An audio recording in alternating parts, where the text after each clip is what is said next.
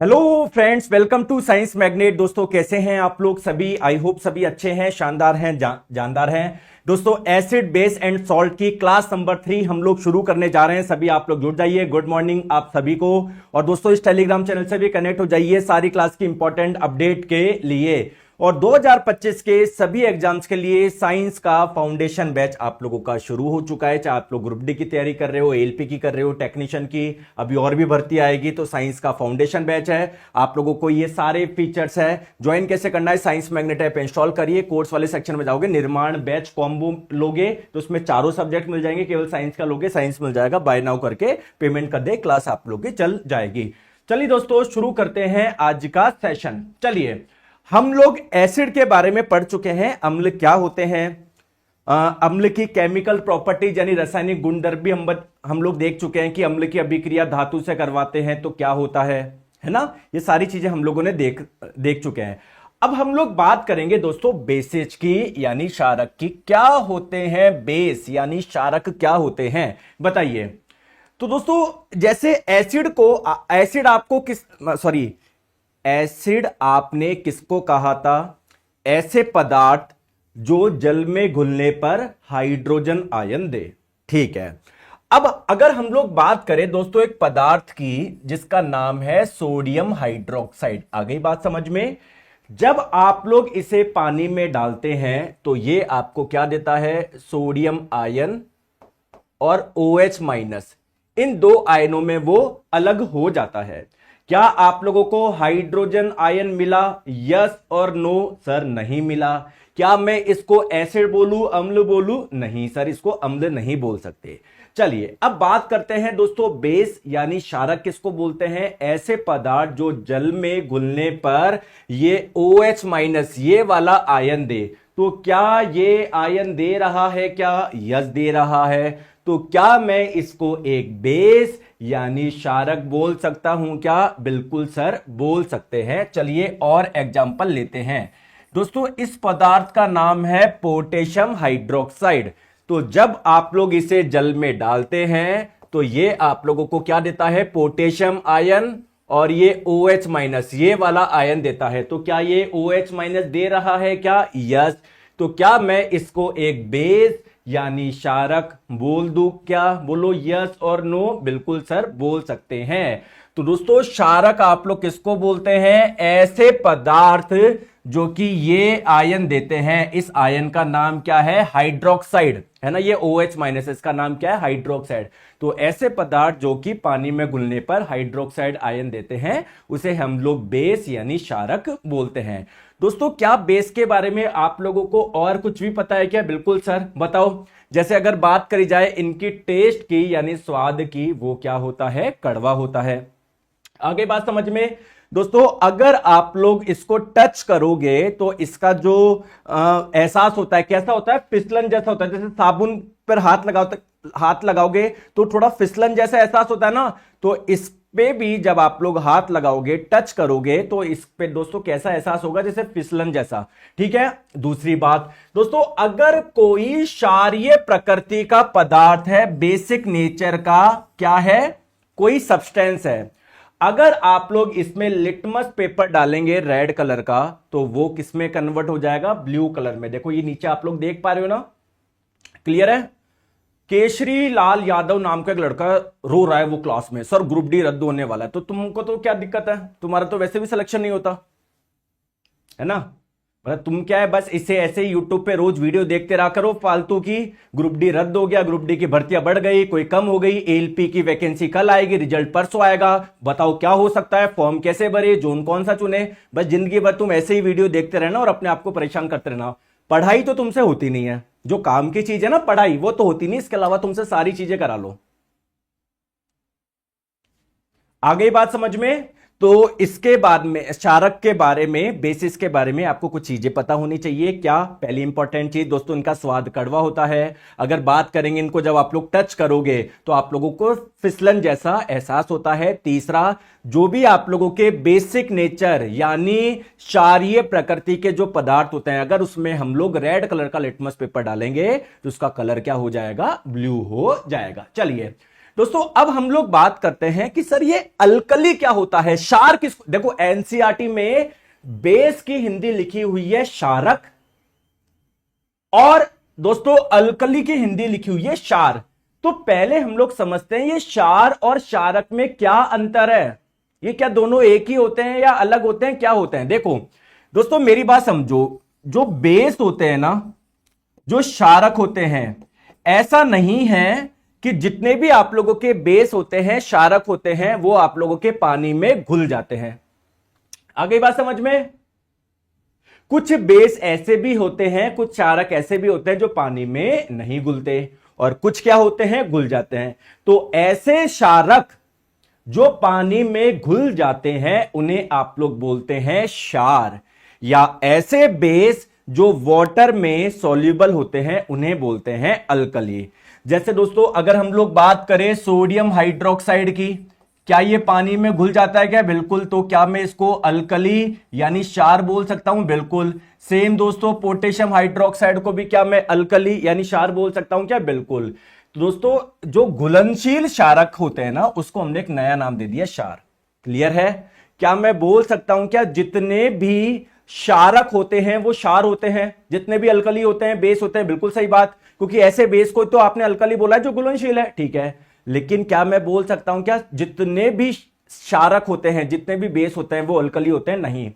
जो बेस जो क्षारक घुलेंगे पानी में उसे ही हम लोग बोलेंगे अल्कली यानी क्षार। आई बात समझ में, क्लियर है क्या। चलिए आ जाओ, अब बात करते हैं दोस्तों क्षारक के गुण, इनके बारे में गुण बताओ। चलिए आ जाओ दोस्तों, ये मैंने बता चुका हूं, ये स्वाद में कड़वे होते हैं, ये रेड लिटमस पेपर को ब्लू में कन्वर्ट कर देते हैं। अगर आप लोग इनको जल में घोलोगे तो ये क्या करेंगे, हाइड्रोक्साइड आयन का त्याग करेंगे। और आप मुझे एक चीज बताएंगे, जैसे मान लीजिए कोई पानी है उसमें आपने कोई बेस यानी क्षारक डाल दिया, तो वो आप लोगों का विलयन कैसा हो गया, क्षारीय प्रकृति का हो गया, बेसिक नेचर का हो गया, ठीक है। दोस्तों ध्यान रखिएगा, क्या उसमें करंट फ्लो हो सकती है क्या वो विद्युत का अच्छा चालक होता है क्या वो सॉल्यूशन, बिल्कुल दोस्तों। क्यों, क्योंकि इसमें आयंस है, आयन का मतलब आवेशित पदार्थ है। आ गई बात समझ में। चलिए अब बात करते हैं नेक्स्ट। दोस्तों हम लोग बात करते हैं अब केमिकल प्रॉपर्टी की, कि कोई बेस किससे कैसे अभिक्रिया करता है, अभिक्रिया करने पर दोस्तों क्या मिलता है, आ जाए बात समझ में। चलिए तो सबसे पहले बात करते हैं दोस्तों, जो बेस होते हैं जो क्षारक होते हैं, अगर उसकी अभिक्रिया हम लोग धातु से करवाएंगे तो क्या मिलेगा। अच्छा मुझे बताएंगे, जब आप लोग एसिड की अभिक्रिया मेटल से करवा रहे थे तो क्या मिल रहा था, बताओ बताओ।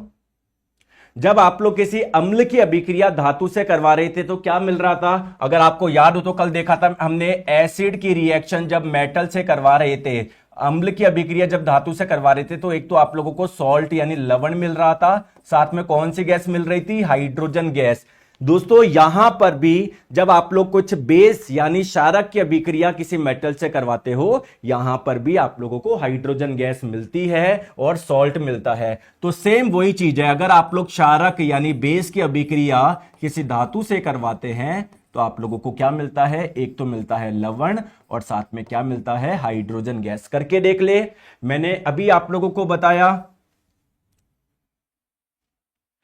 अरे एक बच्चा है, डाकुओं का सरदार नाम लिख रखा है, सर रेलवे ग्रुप डी रद्द नहीं होगी ना, लेकिन वो तो हमको भी पता है रद्द नहीं होगी, एग्जाम होगा, लेकिन तुम करोगे क्या एग्जाम में जाके, मतलब उससे हो क्या जाएगा। अरे जैसे आप मुझे एक चीज बताओ, एक मतलब मैं आपको सिलेक्शन लेना है ना सबको, तो क्या मैं चीज बता दूं, भाई सब सेलेक्ट होना चाहते हो ना, तो आपको काम की चीज बताऊं या आपको उलझा के रखूं, उलझा के रखूं।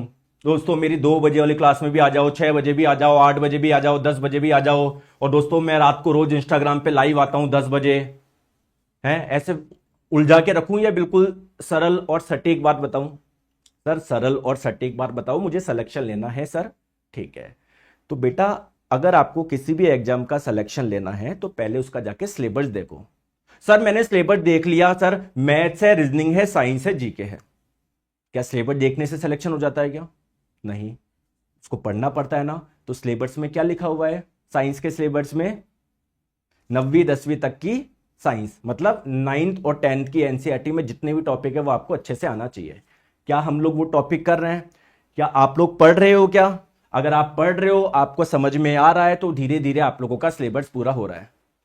ठीक है। अगर आप लोग पढ़ नहीं रहे, रोज आके कमेंट कर रहे हैं सर ग्रुप डी की भर्ती बढ़ेगी, कम होगी, वैकेंसी कब आएगी, जोन कौन सा भरूं, ये करो, कुछ भी कर लो, जीवन भर कुछ भी सिलेक्शन होने वाला नहीं है। अगर जोन सेलेक्ट करने से ही सिलेक्शन हो जाता तो आज सारे बच्चे सेलेक्ट हो जाते हैं। तो यूट्यूब पे जो रोज फालतू के वीडियो जो बनाए जाते हैं ना, वो तुम जैसे बच्चों के लिए बनाए जाते हैं, क्योंकि काम तो है नहीं पढ़ने के अलावा, फालतू की चीजें करा लो, पढ़ाई तुमसे होती नहीं है। आ जाओ। तो ये जो सोडियम हाइड्रोक्साइड है, क्या वो एक बेस यानी क्षारक है? क्या बोलो दोस्तों, ये क्या है? अच्छा ये गलत लग गया। ये एल्यूमिनियम क्या है? एक मेटल है। तो कहीं ना कहीं एक मेटल की अभिक्रिया क्षारक से करवा रहे हो ना? बिल्कुल सर। तो क्या बनेगा? मेटल की अभिक्रिया क्षारक से कराने पर एक सॉल्ट और एक हाइड्रोजन गैस। तो आप क्या करो, हाइड्रोजन गैस तो अलग कर, देखो जैसे NaOH की अभिक्रिया आप लोग एल्यूमिनियम से करवा रहे हो, देखो मेरी बात सुनो, ऐसे करते हैं हम लोग इसको। तो ये एक बेस है, क्षारक है, ये एक मेटल है, 100% हाइड्रोजन गैस बनेगी। हाइड्रोजन गैस का फॉर्मूला क्या है? H2। अब सर दिक्कत ये है कि अगर इधर इधर तो क्या है, केवल एक हाइड्रोजन है, तो इधर आप लोगों को 2 लगाना पड़ेगा। क्लियर है? तभी तो आप लोगों को इधर हाइड्रोजन गैस मिलेगी। अब जो सॉल्ट बनता है वो ये बनता है सोडियम एल्यूमिनेट, NaAlO2। ठीक है। तो इसको बैलेंस करने, फिर बैलेंसिंग आप देख लेना, बैलेंसिंग मैंने आपको सिखाया था केमिकल रिएक्शन वाले चैप्टर में, आप लोग बाकी डायरेक्ट याद रख सकते हो। ठीक है, कोई दिक्कत नहीं है।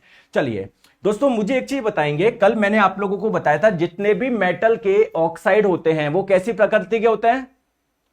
क्षारीय प्रकृति के होते हैं। सिमिलरली दोस्तों, जो नॉन मेटल होते हैं, अधातु होते हैं, इनके जो ऑक्साइड होते हैं वो आप लोगों के एसिडिक यानी अम्लीय प्रकृति के होते हैं।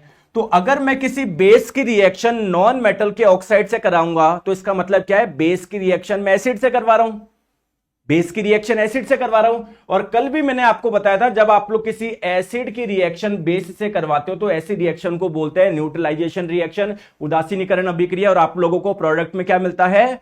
Salt plus water. तो दोस्तों ध्यान रखिएगा, जब कोई नॉन मेटल का ऑक्साइड, और नॉन मेटल का ऑक्साइड एसिडिक नेचर का होता है, तो अगर इसकी अभिक्रिया किसी क्षारक से करा रहे हो तो ये एक प्रकार की उदासीनीकरण अभिक्रिया है। आ जाओ। जैसे दोस्तों कार्बन एक नॉन मेटल है, अधातु है, तो ये आपका कार्बन डाइऑक्साइड क्या हुआ? एक नॉन मेटल यानी अधातु का ऑक्साइड हुआ। जो अधातु के ऑक्साइड होता है उनकी प्रकृति क्या होती है? एसिडिक होती है, अम्लीय होती है। ओके, बहुत बढ़िया। आप लोग दोस्तों यहां पर देखिए, ये क्या है? एक बेस है, एक क्षारक है, तो कहीं ना कहीं आप एसिड और बेस की रिएक्शन करवा रहे हैं, तो क्या बनेगा? सॉल्ट प्लस वाटर बनेगा, एक लवण बनेगा और एक वाटर बनेगा। तो ये जो सॉल्ट बना इसका नाम क्या है? सोडियम कार्बोनेट नाम है इसका। क्या नाम है? सोडियम कार्बोनेट इसका नाम है। चलिए आ जाओ। अब दोस्तों एसिड के बारे में आप लोग पढ़ चुके हो, बेस क्षारक के बारे में पढ़ चुके हो, सिंपल क्षार भी बोल सकते हो, अंतर क्या है वो आपको पता है। अब आइए इनका हम लोग कंपेयर करते हैं। देखो पहला क्या है? दोनों के ही जो अम्ल और क्षार, मतलब अम्ल को आपने पानी में डाला, क्षार को आपने पानी में डाला, तो जो अम्लीय विलयन होता है और जो क्षारीय विलयन होता है, दोनों में ही करंट अच्छे से फ्लो हो जाती है। दोनों क्या है? अच्छे कंडक्टर होते हैं इलेक्ट्रिसिटी के। पहली इंपॉर्टेंट बात। दोस्तों दूसरी बात क्या है? आप लोग एसिड और वाटर को मिलाओ या बेस और वाटर को मिलाओ, दोनों ही प्रोसेस में बहुत ज्यादा हीट रिलीज होती है। ऐसे प्रोसेस को बोलते हैं एक्सोथर्मिक प्रोसेस, ऊष्मा शेपी प्रक्रिया, जिसमें बहुत ज्यादा ऊष्मा निकलती है। तो अगर एग्जाम में पूछा जाए एसिड और वाटर को मिलाया, ये प्रोसेस नंबर 1 है, और बेस और वाटर को मिलाया, ये प्रोसेस नंबर 2 है। बताइए कौन से 2 प्रोसेस में हीट निकलेगी, या कौन से 2 एक्सोथर्मिक प्रोसेस से ऊष्मा शेपी है? तो आपका आंसर क्या होगा? दोनों है। क्लियर है? क्लियर है? क्लियर है? आ जाओ। चलिए, तो अम्ल और क्षार दोनों को ही आप लोग मिलाओगे पानी में, तो ये दोनों ही प्रक्रिया क्या है? ऊष्मा शेपी प्रक्रिया है। अच्छा दोस्तों मुझे एक चीज बताओ, एसिड में अगर मान लीजिए आप लोगों को एसिड और वाटर को मिक्स करना है, सर क्यों करते हैं दोस्तों? कई बार क्या होता है, जो अम्ल होता है ना, एसिड, हमको उसे पतला करना होता है, तो उसमें आप लोगों को पानी मिलाना पड़ता है। तो क्वेश्चन यह है कि एसिड और वाटर को अगर मिलाना है तो क्या प्रक्रिया अपनाई जाए? एसिड में वाटर डाले या वाटर में एसिड डाले? ये है प्रक्रिया नंबर 1, ये है प्रक्रिया नंबर 2। बताओ एसिड और वाटर मिलाने के लिए मैं कौन सी प्रक्रिया अपनाऊं? प्रक्रिया नंबर 1 या प्रक्रिया नंबर 2, या दोस्तों दोनों ही, कोई सी भी प्रक्रिया अपना लो सर। बताओ बताओ बताओ कौन सी प्रक्रिया अपनाई जाए? अब आप लोग बोलोगे सर कुछ भी कर लो। सर तरबूज पर छुरी मारो या छुरी पे तरबूज गिराओ, सर गिरना तो, काम तो एक ही होना है। तो सर यहां पर अगर पतला करना है तो सर कुछ भी कर लो। दोस्तों एनसीईआरटी में बड़े बड़े अक्षरों में लिखा हुआ है कि अगर आपको किसी अम्ल का तनुकरण करना है, डाइल्यूशन करना है, पतला करना है, तो आप लोग वाटर में एसिड मिलाओगे, ना कि एसिड में वाटर। सर इसके पीछे क्या कारण है? आइए मैं कारण बताता हूं। देखिए दोस्तों, मान लीजिए आपके पास में एक टेस्ट ट्यूब है, ठीक है, और दोस्तों इसमें क्या था? एसिड था। अगर आपने इसमें पानी डाला तो ये बहुत ज्यादा एक्सोथर्मिक रिएक्शन होती है, ऊष्माक्षेपी होती है। या पानी में एसिड डालोगे तब भी ऊष्माक्षेपी होती है। तो दोस्तों ये जो एसिड है, इतना अभी एसिड की मात्रा स्टार्टिंग में ज्यादा है, तो ये उछल के आपके ऊपर नहीं आ जाए, आपकी स्किन पे नहीं गिर जाए, तो इसलिए एसिड में वाटर नहीं डालेंगे। हम लोग क्या करेंगे? वाटर लेंगे, उसमें धीरे धीरे एसिड डालेंगे और साथ में आप लोगों को हिलाते हुए भी रहना है, ठीक है? चले आ गई। तो ये चीज आप लोग ध्यान रखना। ये पूछा गया था आरआरबी जेईई 2019 में कि अम्ल का तनुकरण में क्या करें, अम्ल में पानी डाले या पानी में अम्ल डाले। चलिए दोस्तों, आपको पता है चाहे एसिड हो चाहे बेस हो, दोनों को जब पानी में डालते हैं आयन दोनों ही देते हैं, एक हाइड्रोजन आयन देता है, एक हाइड्रोक्साइड आयन देता है। चलिए ठीक है, आ जाओ। अब दोस्तों एक चीज आप लोग करते हैं, आप मुझे एक चीज बताएं कि आपके पास में एक टेस्ट ट्यूब है, ठीक है सर, ध्यान से समझना। इसमें एक पदार्थ है, वो एसिडिक नेचर का है, अम्लीय प्रकृति का है या क्षारीय प्रकृति का है। इसको कैसे चेक करेंगे? जल्दी से तरीका बताओ।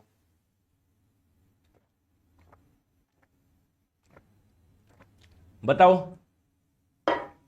बताओ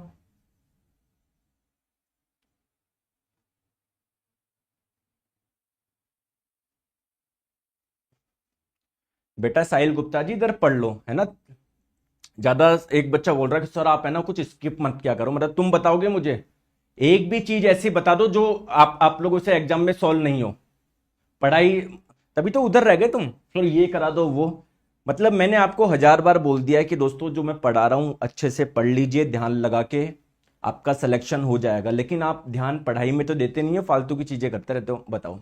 तो कुल मिला के बच्चे बोल रहे हैं कि सर लिटमस पेपर हम लोग यूज कर ले, वेरी गुड। मतलब आप ये बोलना चाह रहे हो कि सर हम लोग इंडिकेटर का इस्तेमाल कर सकते हैं, लिटमस पेपर का कर लो या कोई और इंडिकेटर का इस्तेमाल कर लो, वेरी गुड, बहुत बढ़िया।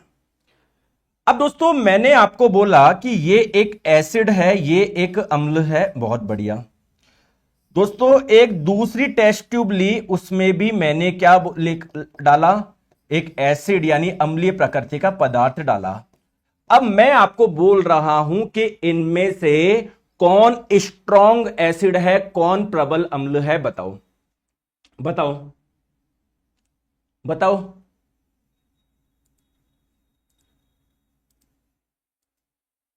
बताओ। सर ये कैसे पता करें हम? आप क्या करोगे? ब्लू लिटमस पेपर लेकर आओगे तो एसिडिक सॉल्यूशन में वो भी रेड कलर का हो जाएगा और इसमें डालोगे तब भी रेड कलर का हो जाएगा। आपको ये तो पता पड़ जाएगा दोनों एसिडिक नेचर के हैं, लेकिन आपको पता नहीं पड़ेगा कौन स्ट्रांग है कौन थोड़ा वीक एसिड है। तो दोस्तों हमारे पास में एक इंडिकेटर और है जिसका नाम है यूनिवर्सल इंडिकेटर। ये आप लोगों को ये भी बता देगा कि कौन बहुत ज्यादा अम्लीय है, कौन ज्यादा स्ट्रॉन्ग एसिड है और कौन वीक एसिड है। यह आपको यह भी बता देगा कौन स्ट्रॉन्ग बेस है, कौन सा वीक बेस है। अच्छा, मुझे एक चीज बताओ, जो ब्लू कलर का लिटमस पेपर है, चाहे कोई स्ट्रॉन्ग एसिड हो चाहे कोई वीक एसिड हो, दोनों ही केस में उसका कलर क्या होगा? रेड होगा। बस आपको यह पता पड़ जाएगा कि यह एसिडिक नेचर का सब्सटेंस है, आपको यह नहीं पता पड़ेगा कि कौन स्ट्रॉन्ग है कौन वीक है। दोस्तों मेरी बात से सहमत हो या नहीं हो बताओ। तो अगर आप लोगों को पता करना है कि कौन स्ट्रॉन्ग है कौन वीक है, तो ये वाले इंडिकेटर से आपका काम होने वाला नहीं है। तो हमारे पास में एक और इंडिकेटर है जिसका नाम है यूनिवर्सल इंडिकेटर, यानी सार्वभौमिक संकेतक। एक्चुअली में दोस्तों ये बहुत सारे इंडिकेटर से मिलकर ये बनाया जाता है। सर ये कैसे काम करता है बताइए। जैसे आप लोगों का जो ब्लू लिटमस पेपर है उसमें कौन सा कलर आता है एसिडिक नेचर में? रेड आता है। ऐसा है क्या कि स्ट्रॉन्ग एसिड हो तो डार्क रेड आएगा, वीक एसिड हो तो बिल्कुल लाइट रेड आएगा? सर ऐसा नहीं होता। दोस्तों यूनिवर्सल इंडिकेटर में क्या है, अगर कोई बहुत ज्यादा स्ट्रॉन्ग बहुत ज्यादा एसिडिक नेचर का अगर आप लोग कोई पदार्थ हो, उसमें जब आप लोग ये इंडिकेटर डालते हो तो रेड कलर मिलता है।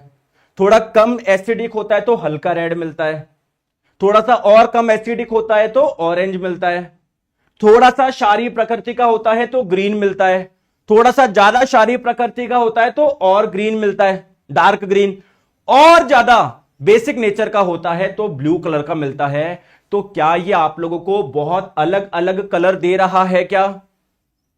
बताओ। और उन कलर से क्या हम लोग पता लगा देंगे क्या कि वो पदार्थ बहुत ज्यादा क्षारीय है कम क्षारीय है, या बहुत ज्यादा अम्लीय है या कम अम्लीय? बोलो यस और नो, बोलो, अरे बोलो। क्या ये इंडिकेटर बाकी इंडिकेटर से बेटर है या नहीं है? आ गई बात समझ में? तो ये आप लोगों को इसके पास में बहुत सारी वैरायटी है जिससे आप लोगों को पता पड़ जाएगा कौन कम अम्लीय है कौन ज्यादा अम्लीय है, कौन ज्यादा क्षारीय है कौन कम क्षारीय है। आ गई बात समझ में? थोड़ी देर बाद में हम लोग देखेंगे पीएच वैल्यू, ठीक है? जो बच्चे पीएच कर रहे हैं ना, अभी ये समझाऊंगा, टेंशन मत लो। तो आप लोग ये ध्यान रखना, अगर यूनिवर्सल इंडिकेटर में रेड कलर आ गया इसका मतलब वो एसिड क्या था? स्ट्रॉन्ग था, बिल्कुल प्रबल था। अगर कलर दोस्तों यूनिवर्सल इंडिकेटर पे ऑरेंज या थोड़ा येलो सा आ रहा है तो इसका मतलब वो वीक एसिड है। अगर ग्रीन कलर आ रहा है बिल्कुल तो आप लोग बोलोगे वो न्यूट्रल है, उदासीन है। थोड़ा सा डार्क ग्रीन आ रहा है या ब्लू आ रहा है तो आप लोग बोलोगे ये एक बेसिक नेचर का है, क्षारीय प्रकृति का है लेकिन वीक।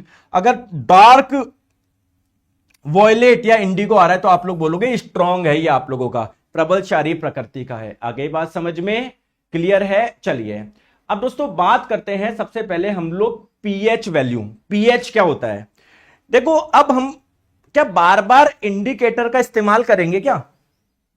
जैसे मान लो मैंने आप लोगों को बोला कि जो नींबू का रस है, नींबू का रस ये अम्लीय प्रकृति का है, ठीक है? अब ये ज्यादा मतलब स्ट्रॉन्ग एसिड है या वीक एसिड है? तो आप लोग फिर इंडिकेटर लेकर आओगे, आप डाल के देखोगे, अगर रेड कलर आ रहा है तो ये स्ट्रॉन्ग एसिड है, येलो सा कुछ कलर आ रहा है तो बोलोगे वीक एसिड है। क्या बार बार यूनिवर्सल इंडिकेटर का इस्तेमाल करोगे क्या? नहीं दोस्तों। तो हमारे पास में क्या है, जितने भी पदार्थ होते हैं ना सबका एक पीएच वैल्यू होता है, पीएच मान होता है। उस पीएच मान से पता पड़ जाता है कि कौन अम्लीय प्रकृति का है कौन क्षारीय प्रकृति का है। जैसे दोस्तों एक पदार्थ है, अगर किसी पदार्थ का पीएच मान 7 होता है तो वो ना अम्लीय होता है ना क्षारीय होता है, वो उदासीन प्रकृति का होता है, न्यूट्रल होता है। अगर किसी का पीएच मान 7 से कम होता है तो वह अम्लीय यानी एसिडिक नेचर का होता है। अगर किसी का पीएच मान 7 से ज्यादा होता है तो वह क्षारीय यानी बेसिक नेचर का होता है। लेकिन सर दिक्कत यह है कि पीएच वैल्यू निकाले कैसे? ठीक है, निकालते हैं। तो ये पीएच बेसिकली क्या है? ये स्ट्रेंथ मेजर करता है किसी एसिड या बेस की, कि कौन ज्यादा एसिड है कौन ज्यादा बेस है, ठीक है? अब दोस्तों इस पीएच की फुल फॉर्म क्या है? पीएच की फुल फॉर्म होती है आप लोगों की देखो इसमें जो पी है ना, वो उसका मतलब है पोटेंस, ये एक जर्मन वर्ड है जिसका मतलब पावर भी, पोटेंशियल भी होता है, पोटेंशियल। क्लियर है? मतलब हम लोग देखो पीएच की फुल फॉर्म क्या है, potential of hydrogen, potential of hydrogen, यानी कोई सॉल्यूशन में कितना हाइड्रोजन है, कितने हाइड्रोजन आयन है, तो उससे पता पड़ जाएगा ना कि वो ज्यादा अम्लीय है या कम अम्लीय है। अब आपके मन में क्वेश्चन आएगा, क्या आएगा कि सर अगर क्षारीय प्रकृति का कोई पदार्थ है उसमें तो हाइड्रोजन आयन होंगे ही नहीं। देखो ऐसे समझो मेरी बात को, देखो जैसे NaOH ये क्या है, आपका क्षारीय प्रकृति का पदार्थ है। ये H2O ये पानी है दोस्तों, ये पानी किससे मिलकर बना होता है, H plus OH minus. NaOH किससे मिलकर बना होता है, Na प्लस और OH माइनस। ठीक है, क्या इसमें हाइड्रोजन आयन देख पा रहे हो क्या, बिल्कुल देख पा रहे हो। अब बात करते हैं दोस्तों HCl किससे मिलकर बना होता है, हाइड्रोजन आयन और क्लोरीन आयन से।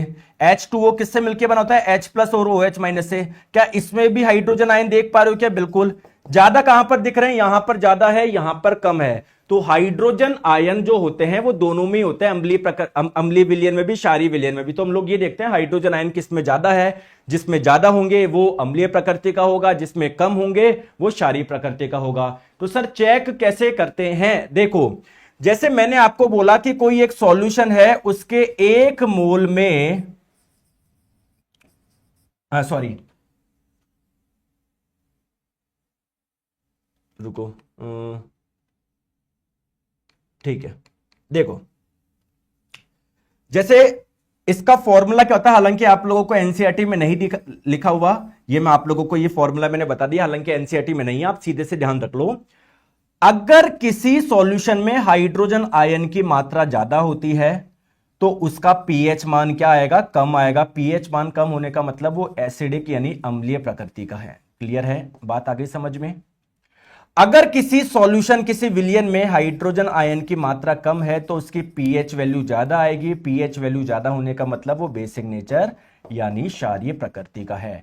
अब दोस्तों आप लोगों को मैं कुछ पदार्थ बता रहा हूं जिसके आप लोगों को पीएच मान ध्यान रखना है। ऐसे तो सर हजारों पदार्थ है, किस किस के ध्यान रखें, जो एनसीईआरटी में आप लोगों को दे रखे हैं ना, वो आप लोगों को ध्यान रखने हैं। क्लियर है, बताऊं मैं, चलो।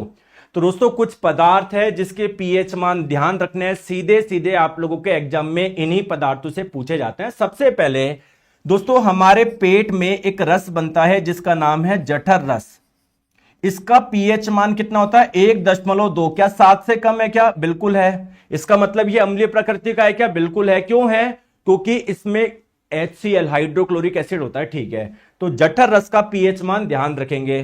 दोस्तों नींबू का जो रस होता है इसका पीएच मान ध्यान रखिएगा। एनटीपीसी 2019 में भी पूछा गया है, ग्रुप डी 2022 में भी पूछा गया है। कितना होता है, 2.2। क्लियर है, ठीक है। दोस्तों प्योर वाटर का होता है 7, और जो ब्लड होता है ना, ब्लड रक्त, तो रक्त का पीएच मान होता है 7.3 से 7.4 के बीच में। एनसीईआरटी में एग्जैक्ट वैल्यू 7.4 लिखी हुई है। एक बार एनटीपीसी में पूछा गया था, उन्होंने रेंज दी थी 7.3 से 7.4, तो ये आप लोगों का करेक्ट हो जाएगा। लेकिन मान लो अगर कभी आपसे पूछ ले 7.3 है या 7.4 है, तो आपको एग्जैक्ट ध्यान रखनी है 7.4। दोस्तों मिल्क ऑफ मैग्नीशिया किसको बोलते हैं, दोस्तों एक पदार्थ है मैग्नीशियम हाइड्रोक्साइड नाम का।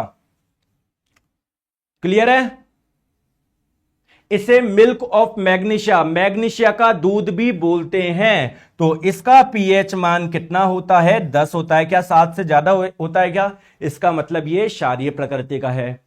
दोस्तों सोडियम हाइड्रोक्साइड, अगर इसका पीएच मान पूछा जाए तो इसका पीएच मान होता है 14, यानी बहुत ज्यादा क्षारीय प्रकृति का होता है। दोस्तों केवल आप लोगों को इन 5 पदार्थों का पीएच मान ध्यान रखना है। आ गई बात, ध्यान रख लोगे, रख लोगे। चले आगे, बिल्कुल सर आगे चलते हैं। अब दोस्तों पीएच वैल्यू का हमारी डेली लाइफ में क्या यूज है, मतलब कहां कहां पर यूज होता है, देखो आ जाओ।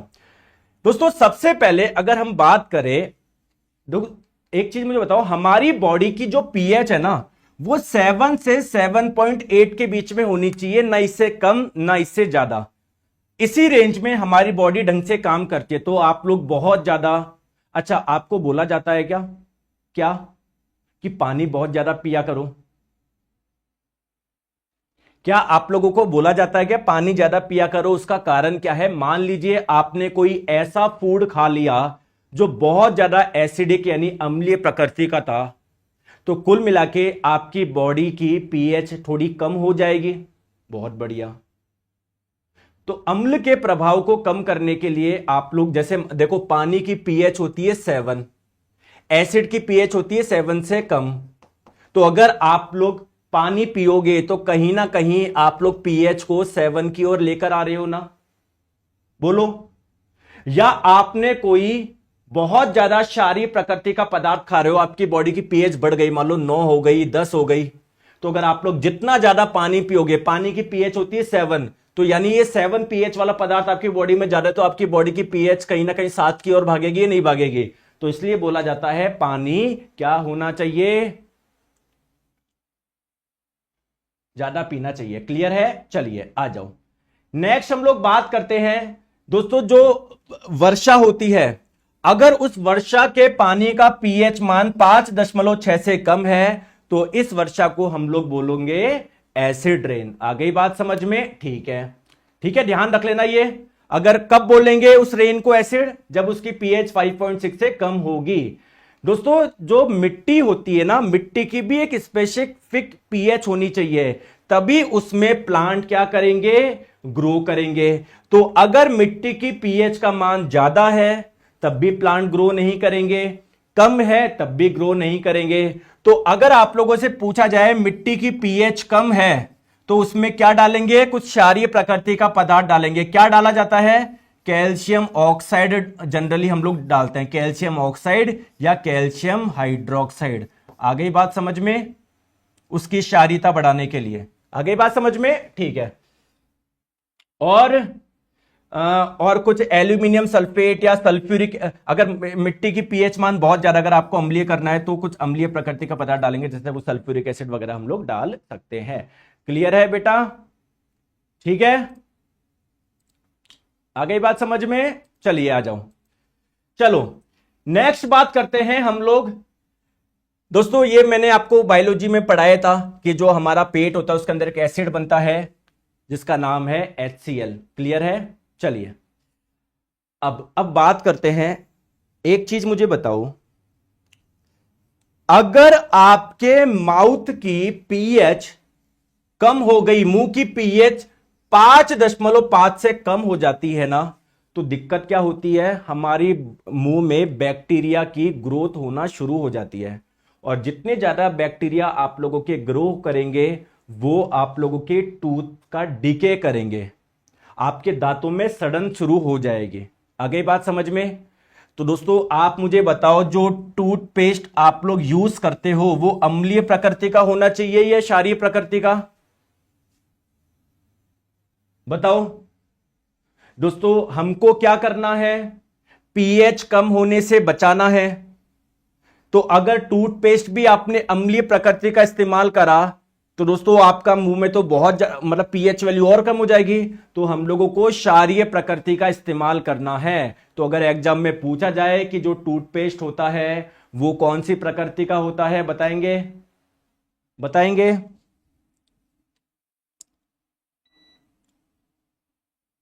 बताओ कौन सा होता है? क्षारीय प्रकृति का होता है, बेसिक नेचर का होता है। Option number C. ठीक है, आ जाओ, चलिए इसका आंसर बताएंगे, अभी पूछा गया है टेक्नीशियन में। और दोस्तों आज से जो हमारा निर्माण बैच है, बायोलॉजी शुरू हो रही है, जुड़ जाना। मैं फिर से बता रहा हूं, अगर आप चाहते हो एग्जाम, जितने भी एलपी, अभी देखो एलपी की भी भर्ती आ चुकी है, एक ही एग्जाम में सारी तैयारी कर लो। तो आप लोगों का आज से बायोलॉजी शुरू हो रहा है, दोपहर 1 बजे से जुड़ जाना। अगर आपके माउथ की पीएच 5.5 से अधिक होती है तब दांतों में सड़न शुरू होती है कि नहीं? 5.5 से कम होती है तब शुरू होती है। क्या हमारी बॉडी की जो पीएच रेंज है वो 7 से 7.8 है क्या? बिल्कुल। अगर वर्षा के पानी का पीएच 8 से ज्यादा हो जाता है तब आप लोग बोलेंगे क्या कि वह अम्लीय वर्षा है? नहीं, 5.6 से कम होता है तब होता है। तो कौन सा सही है? केवल एक सही है, only B, option number D. आगे बात समझ में? चलिए अब दोस्तों सॉल्ट यानी लवण क्या है ये हम लोग पढ़ेंगे कल, और कल ये अपना पूरा हो जाएगा। कर ले क्या इसको? सॉल्ट को अभी कर ले क्या? सॉल्ट को, लवण को अभी पूरा कर ले क्या, या कल करे? आज क्या वार है? ट्यूजडे हम तो कल कर लेंगे, थोड़ी क्योंकि लंबा ही है ना, थोड़ा सा लंबा है, लंबा है, लंबा है, लंबा है, ये क्लियर है? तो इसमें फिर तो आज नहीं हो पाएगा ये। चलिए तो आज के लिए हम लोग इतना रखते हैं, कल हमारा ये पूरा हो जाएगा। और मैं फिर से आप लोगों को बता दूं एक छोटी सी मोटी सी बात कि दोस्तों 2025 के सभी एग्जाम्स के लिए group D, LP, technician, JE, दोस्तों एक बार पढ़ो, ऐसा पढ़ो वापस पढ़ने की आवश्यकता नहीं पड़े। तो निर्माण बैच आज से बायोलॉजी शुरू हो रहा है, आज से फिजिक्स पूरी हो चुकी है, जो हो चुकी है वो आप लोगों को मिल जाएगा। निर्माण बैच की वैलिडिटी 1 साल रहेगी, ठीक है? कंप्लीट थ्योरी बैच है, साथ में सारे क्वेश्चंस कराए जाते हैं, डेली लाइव क्लास होती है। अगर आप मिस करते हो रिकॉर्डिंग मिल जाएगी, क्लास का समय दोपहर 1 बजे। 2024 के भी हम लोग सारे क्वेश्चंस करते हैं, पूरा कंटेंट बाइलिंगुअल है। हर क्लास की आप लोगों को पीडीएफ मिलेगी, और दोस्तों साथ में टेस्ट सीरीज भी आप लोगों की फ्री है। सर ज्वाइन कैसे करना है? साइंस मैग्नेट ऐप इंस्टॉल करेंगे, कोर्स वाले सेक्शन में निर्माण बैच साइंस पे जाके बाय नाउ कर लेंगे, पेमेंट करते ही क्लास आप लोगों की चल जाएगी। तो आज से बायोलॉजी यानी जीव विज्ञान शुरू हो रहा है। Thank you so much.